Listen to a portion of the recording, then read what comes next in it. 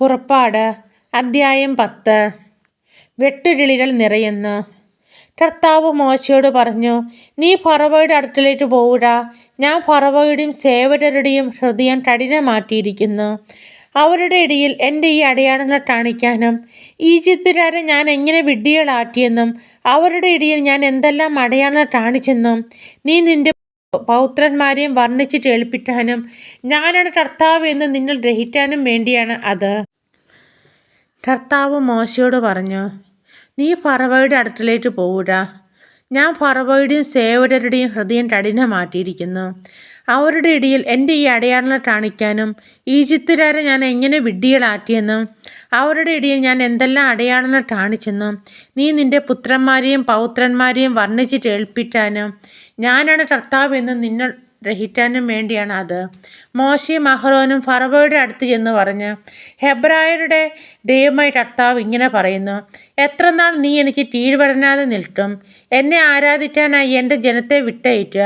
അവരെ വിട്ടയറ്റാൻ വിസമ്മതിച്ചാൽ ഞാൻ നാളെ നിൻ്റെ രാജ്യത്തേക്ക് വെട്ടുകിളികളെ അയറ്റും. അവ ദേശത്തെ കാഴ്ചയിൽ നിന്നും മറച്ചു കളയും. കന്മഴയിൽ നിന്ന് രക്ഷപ്പെട്ടവയെല്ലാം തിന്നുകളയും. അവ നിങ്ങളുടെ വയലിൽ വളരുന്ന എല്ലാ മരങ്ങളും തിന്നു നശിപ്പിക്കും. നിൻ്റെയും നിൻ്റെ സേവകരുടെയും ഈജിപ്തുകാരെല്ലാവരുടെയും വീടുകളിൽ അവ വന്നു നിറയും. നിന്റെ പിതാക്കന്മാരോ അവരുടെ പിതാക്കന്മാരോ ഈ നാട്ടിൽ താമസം മാറ്റിയ നാൾ മുതൽ ഇന്നോളം ഇങ്ങനെയൊന്നും കണ്ടിട്ടുണ്ടാവുകയില്ല. അതിനുശേഷം അവൻ ഫറവോയുടെ അടുത്ത് നിന്ന് മടങ്ങിപ്പോയി. അപ്പോൾ ഫറവോയുടെ സേവകർ അവനോട് പറഞ്ഞു, ഇനി എത്ര നാൾ കൂടി നമ്മൾ ഈ മനുഷ്യൻ്റെ ഉപദ്രവം സഹിക്കണം? തങ്ങളുടെ ദൈവമായ കർത്താവിനെ ആരാധിക്കാൻ ഈ ജനത്തെ വിട്ടയച്ചാലും ഈജിപ്ത് നശിച്ചുകൊണ്ടിരിക്കുകയാണെന്ന് ഇത്രയുമായിട്ടും അന്ന് അറിയുന്നില്ലേ? ആദ്യാൽ അവർ മോശയെയും അഹ്റോനെയും ഫറവോയുടെ അടുക്കിലേക്ക് തിരികെ കൊണ്ടുവന്നു.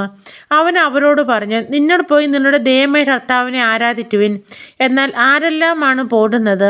മോശ പറഞ്ഞു, ഞങ്ങളുടെ യുവജനങ്ങളും വൃദ്ധരും പുത്രീപുത്രന്മാരും ഒരുമിച്ചാണ് പോകേണ്ടത്. ഞങ്ങളുടെ ആടുമാടുകളെയും കൊണ്ടുപോകണം.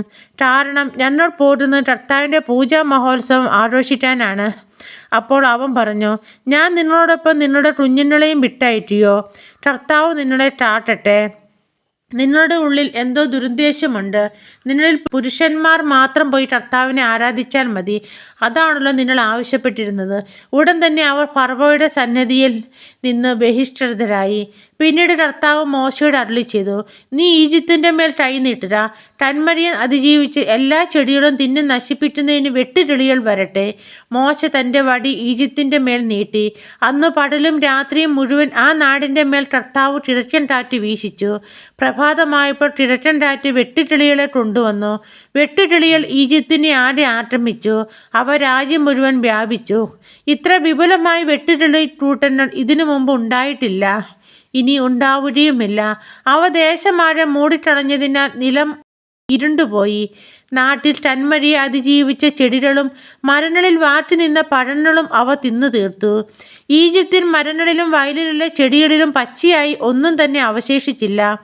ഫറവോ തിടക്കത്തിൽ മോശയെയും അഹ്റോനെയും വിളിപ്പിച്ചു പറഞ്ഞു, നിങ്ങളുടെ ദൈവമായ കർത്താവിന് നിനക്കും എതിരായി ഞാൻ തെറ്റ് ചെയ്തു പോയി. ആദ്യാൽ ഇപ്രാവശ്യം കൂടി എന്നോട് ക്ഷമിക്കണം. മാരകമായി ഈ വാത എന്നിൽ നിന്ന് അകറ്റുന്നതിന് നിങ്ങളുടെ ദൈവമായ കർത്താവിനോട് പ്രാർത്ഥിക്കുവിൻ. മോശ ഫറവോയുടെ അടുത്തിൽ നിന്ന് പോയി കർത്താവിനോട് പ്രാർത്ഥിച്ചു.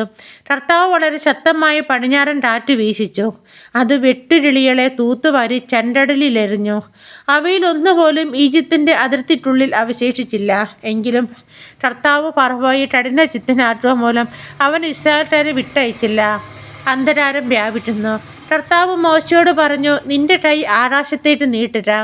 ഈജിപ്തിൽ ഇരുട്ടുണ്ടാകട്ടെ, തൊട്ടറിയാവുന്ന ഇരുട്ട്. മോശ ആകാശത്തിലേക്ക് കൈ നീട്ടി. ഈജിപ്ത് മുഴുവൻ 3 ദിവസത്തേക്ക് കൂരിരുട്ട് വ്യാപിച്ചു. അവർക്ക് പരസ്പരം കാണാനോ യഥേഷ്ടം നീങ്ങാനോ സാധിച്ചില്ല. എന്നാൽ ഇസ്രായേൽക്കാരുടെ വാസസ്ഥലങ്ങളിൽ വെളിച്ചമുണ്ടായിരുന്നു. അപ്പോൾ ഫറവോ മോശയെ വിളിച്ചു പറഞ്ഞു, പോയി നിങ്ങളുടെ കർത്താവിനെ ആരാധിച്ചിട്ടുള്ളവൻ. ആടുമാടുകൾ മാത്രം ഇവിടെ നിൽക്കട്ടെ, കുട്ടികൾ നിന്നോടുകൂടെ പോരട്ടെ. അപ്പോൾ മോശ പറഞ്ഞു, ഞങ്ങളുടെ ദൈവമായ കർത്താവിന് സമർപ്പിക്കാനുള്ള ബലിവസ്തുക്കളും ഹോമദ്രവ്യങ്ങളും കൂടി നീ ഞങ്ങൾക്ക് തരണം. ഞങ്ങളുടെ കന്നുകാലികളും ഞങ്ങളോടുകൂടെ പോരണം. ഒന്നുപോലും ഇവിടെ ശേഷിക്കാൻ പാടില്ല. ഞങ്ങളുടെ ദൈവമേ, കർത്താവിന് അവയിൽ നിന്ന് ബലിയർപ്പിക്കേണ്ടി വന്നേട്ടാ. കർത്താവിന് എന്താണ് സമർപ്പിക്കേണ്ടതെന്ന് അവിടെ ചെന്നെത്തും വരെ ഞങ്ങൾക്ക് അറിഞ്ഞുകൂടാ. കർത്താവ് ഫറവോയെ കഠിനചിത്തനാക്കിയാൽ അവൻ അവരെ വിട്ടയച്ചില്ല. ഫറവോ മോശയോട് പറഞ്ഞു, എൻ്റെ കൺമുമ്പിൽ നിന്ന് പോവുക, ഇനി എന്നെ കാണാതിരിക്കാൻ സൂക്ഷിച്ചിട്ടുള്ളിരാ. എന്നെ കാണുന്ന ദിവസം നീ മരിക്കും. മോശ പറഞ്ഞു, നീ പറഞ്ഞതുപോലെ ആകട്ടെ, ഞാൻ ഇനി നിന്നെ കാണുകയില്ല.